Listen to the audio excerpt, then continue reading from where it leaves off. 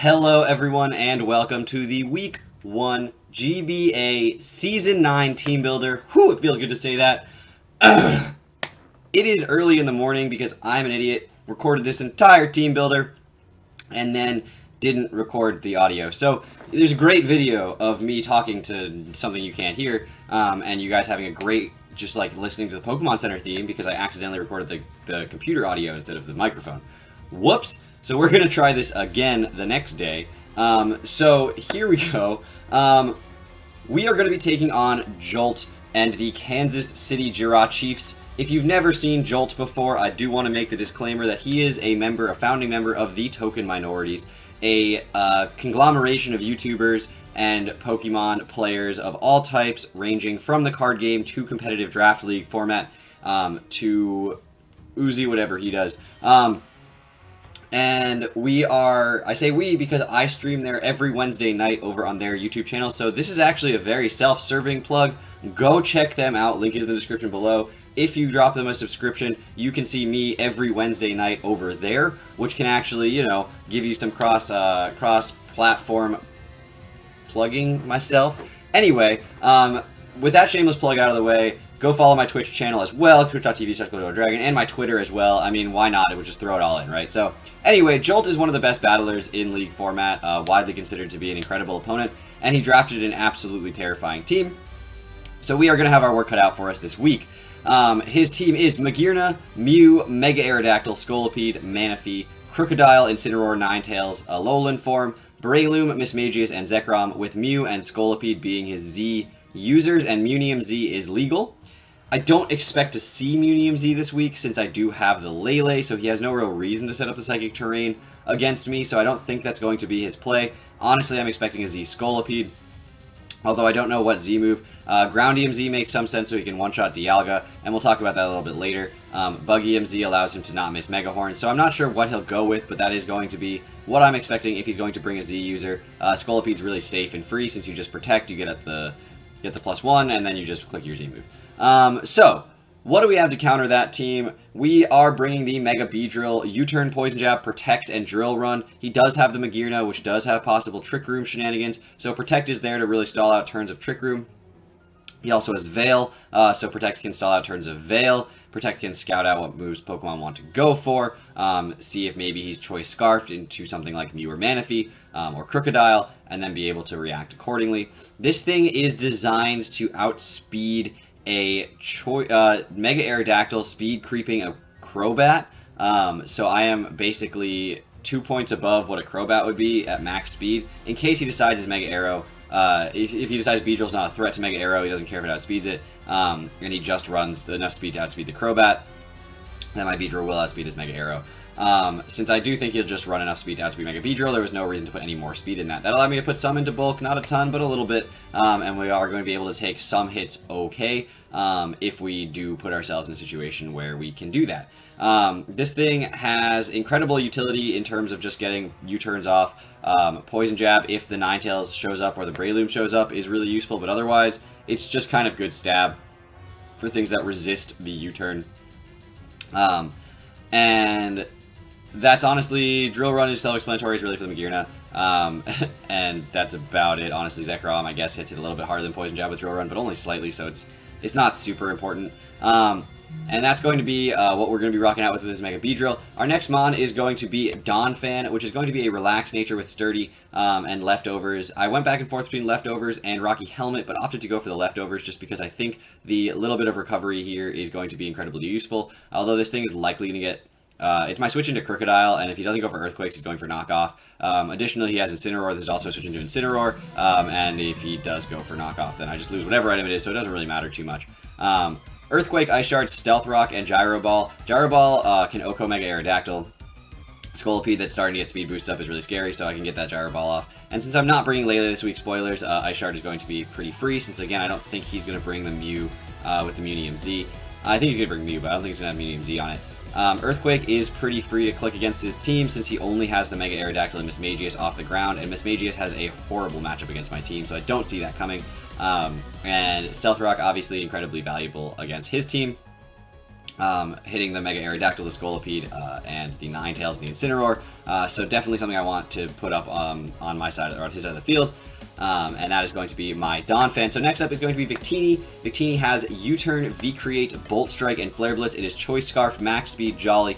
It is Speed ties with Choice Scarf Mew or Manaphy, but outspeeds a Choice Scarf Crocodile. That's sort of where I was going with that. This is something that he does not have a dedicated answer to. If I can be clicking the right move at the right time, he has nothing that's going to take the correct hit. This thing one-shots almost everything on his team, or two-shots anything he does in one-shot. And Flare Blitz is there if I don't want the speed drops from V-Create, so that is really the point of Flare Blitz. I honestly don't see myself clicking it. There really isn't a point that often, but there really wasn't a fourth coverage move that I was desperate for either, so that is going to be what fills that spot. And then U-Turn, honestly, early game, just U-Turn, U-Turn, U-Turn, U-Turn, and then eventually settle myself into either Bolt Strike or V-Create, depending on what his team has left, and go from there. As long as I've got Mons left to switch out on some V-Create drops, this thing should be able to clean up late game no matter what. Next up, we have Legault, our Crobat, which is going to be Infiltrator this week with the Black Sludge, and Jolly, again, to outspeed the Scolipede before it gets any speed boosts off, which I think is going to be a semi-valuable thing, and it's going to actually outspeed... I was, again, in a weird place with, like, speed tiers here. I really didn't know where I wanted to put some stuff, but I put a little bit of extra speed in it after outspeeding a Scolipede, to maybe outspeed a Mega Arrow, speed creeping a Crobat, speed creeping a Scolipede. I didn't think that was going to be too necessary, but I figured, you know, I have a little bit of freedom in these EVs that I want to put where right now, so I might as well just give a little bit boost in speed in case the Mega Arrow does run less speed this week. Brave Bird, Defog, U-Turn, and Roost. This thing can take a Rock Slide from a Scolipede. It can take a Rock Slide from a Mega Arrow if rocks aren't on the field. It can take a Blizzard from a Alolan Ninetales from full HP. So this is a bulky Crobat. It's got Infiltrator, so it can go through substitutes. Since I do have a Ditto, he may decide he wants to try to set up substitutes on my team. Brave Bird goes right through those. Defog, super useful, honestly, because he does have the Veil, because he does have Rocks, and possible Spikes and T-Spikes from Scolipede. So Defog, I thought, was going to be a very valuable thing on this Crobat, since it is a bulky bat. U-Turn, helpful. Super's Fang could arguably be more useful than U-Turn in that slot, but I do think U-Turn makes a lot of sense against this team, gives me momentum if he tries to switch out on my Crobat. And Roost gives me some longevity if he does have Stealth Rocks up or something like that. Next up is Superior, Timid, Contrary, obviously, and this thing has enough speed to outspeed. It's not max speed, it's pretty close, so it's not outspeeding a Scolipede that's Jolly, because I don't think it needs to, but it does have enough speed to outspeed any base 100s, and it will outspeed the Ninetales. I think that was where I was going with that. It is level 100 because I do have a hidden power, and if you guys didn't know, just so there's a reference here, hidden power, if you set to level 100, can be hyper trained, so you might as well do that, since then you can save your EVs and you don't have to worry about changing the IVs. And so I do have hidden power flying right now, which is going to be able to hit the Scolipede. It's going to be able to hit the Breloom after Leaf Storms. Are his real switch-ins to this. His other switch-in being Incineroar is the one thing that I really can't touch, but I do have Glare and Reflect for that, to try to like whittle that thing down and make it less of a problem later on in the game. And if rocks are up, Incineroar only has so many switch-ins and can only take so many Leaf Storms, even if it's AV.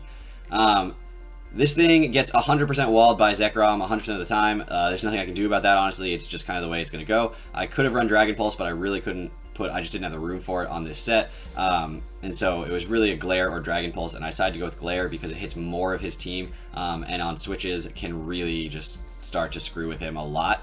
So that is where I was going with this Superior here. Next up is my Dialga, which is Calm and a Shuka Berry. This thing actually can take both a Fleur Cannon from a Magearna and an Earthquake from Mega Aerodactyl back to back. It has enough bulk to survive that with a Shuka Berry.